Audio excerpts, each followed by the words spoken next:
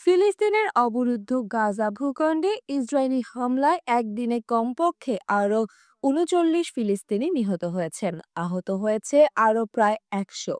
এতে করে অবরুদ্ধ এই উপত্যকাটিতে নিহতের মোট সংখ্যা ৫২,৮৬০ জনে ছড়িয়ে গিয়েছে।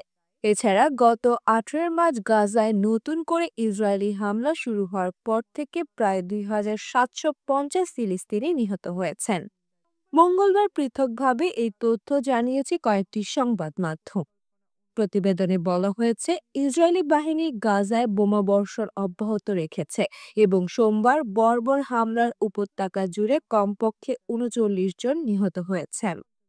২০২৩ সালে অক্টোবর থেকে ইসরায়েলের গণহত্যামূলক যুদ্ধে নিহত ফিলিস্তিনিদের সংখ্যা বেড়ে কমপক্ষে ৫২,৮৬২ জনে পৌঁছেছে বলে সোমবার স্বাস্থ্য মন্ত্রণালয় জানিয়েছে।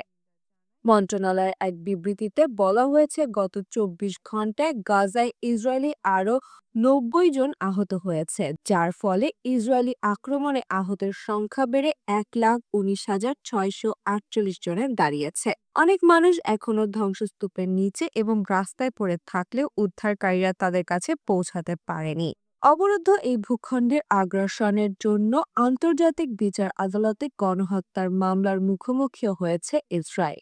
সাইমা শারমিন হক, ঢাকা ট্রিবিউন।